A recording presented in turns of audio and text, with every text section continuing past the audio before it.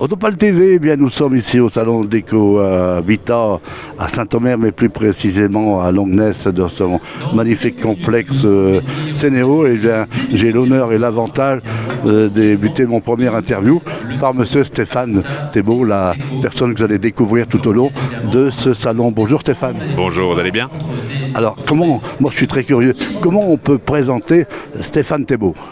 Un curieux de la maison, un curieux de l'habitat, un curieux de l'architecture, de la décoration, c'est un thème qui me passionne depuis maintenant une vingtaine d'années, que je fais ce genre de programme sur le paysage audiovisuel français. On a démarré sur France 5 une aventure qui s'appelait Question Maison, qui s'est poursuivie en s'appelant La Maison France 5, et nous sommes depuis maintenant cette année sur le groupe Canal+, sur C8, pour présenter M comme maison. Je dirais que le thème et ce qui fait notre force, c'est resté un peu la même chose. On a le même ADN, je dirais. On a la même équipe, les architectes que l'on fait intervenir, les artisans qu'on va rencontrer. Et moi, je suis toujours curieux, avec les yeux grands ouverts, pour aller découvrir les savoir-faire des uns et des autres. Alors, le parcours professionnel de Stéphane Thébault, comment on peut le présenter? C'est un parcours, je dirais, qui n'était pas tracé dès le départ, puisque j'ai commencé à travailler à l'âge de 17 ans et demi. J'ai travaillé dans une banque dans un premier temps, et puis après il y a eu l'avènement des radios locales. Le patron d'une radio qui se trouvait à proximité de chez moi était un chanteur des années 60 que tout le monde connaît, qui s'appelle Daniel Gérard, le chanteur au chapeau, et qui m'avait dit à un moment donné: toi tu as une voix, je suis sûr qu'elle passe super bien en radio. Très honnêtement, moi j'étais à des années-lumière de ça, je vendais des plans d'épargne logement toute la journée, j'imaginais pas que j'allais faire de la radio. Et puis je me suis lancé dans l'aventure, dans un premier temps de manière très bénévole, comme tout le monde. Et puis je me suis un peu professionnalisé, on m'a proposé de travailler à plein temps dans cette radio. Et puis après je suis passé sur des radios de plus grande importance pour être remarqué en radio et arriver en télévision pour faire ce qu'on appelle des voix off. Donc j'étais voix sur plein de magazines, plein de programmes différents, que ce soit des émissions de Mireille Dumas, des émissions du service des sports de France Télévisions, des jeux, des choses comme ça. J'ai vendu ma voix pendant 18 ans, de la pub, plein de choses, et puis après on m'a demandé de faire des sujets, et puis après de produire des émissions, et après de les présenter. Donc voilà, la boucle était bouclée, mais c'était pas un parcours tracé avec une école de journalisme ou une école d'animation, c'est pas du tout ce que j'ai fait au départ, mais ce sont les rencontres qui ont fait ma carrière.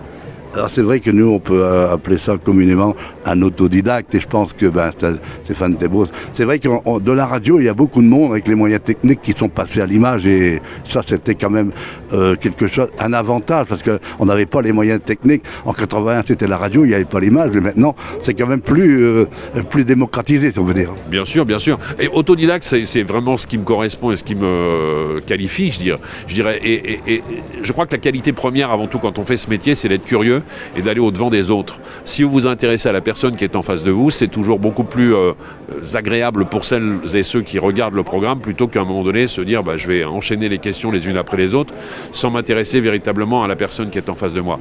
Moi, j'essaye de toujours avoir ce regard un peu candide et curieux et de m'intéresser aux gens que je rencontre. C'est pour ça que je ne peux pas me lasser de faire ce genre de programme et que je suis, je pense, au naturel dans la vie comme je suis à la télévision. C'est-à-dire que je ne change pas, je ne vais pas mettre un costume de présentateur pour faire de la télévision.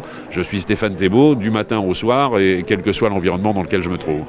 Alors c'est vrai qu'il y a beaucoup de choses qui ont évolué, notamment dans le domaine des salons, parce qu'avant on appelait ça plus communément les foires commerciales, et maintenant disons qu'on arrive sur un côté plus professionnel, et Stéphane, disons un attachement beaucoup sur les valeurs.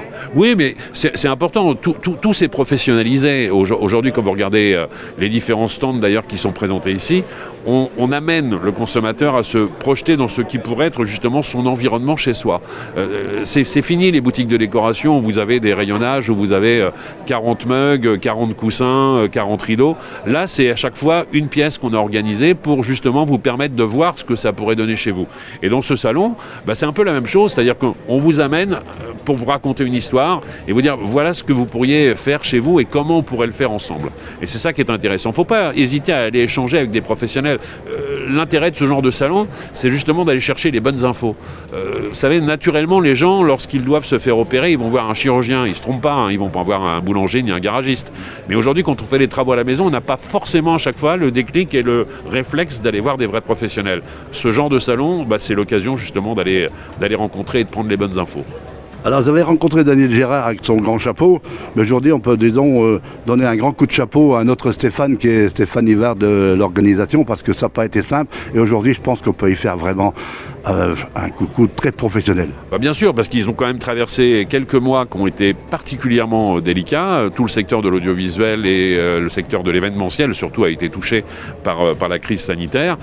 Aujourd'hui, de pouvoir relancer un salon comme celui-ci avec une centaine d'exposants et avoir un public qui est en attente justement de ce qui va leur être proposé, c'est quelque chose qui est tout à fait louable et qui mérite d'être salué. Donc bravo à Stéphane, bravo à Sophie, sa femme également, et puis à toute l'équipe qui a organisé ce salon.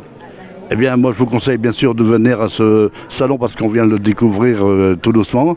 Et bien, pendant ce salon, retrouvez-nous ici à Sénéo, bien sûr, longue date, et retrouvez cette interview sur Autopal TV. Merci Stéphane. Merci beaucoup, merci à vous.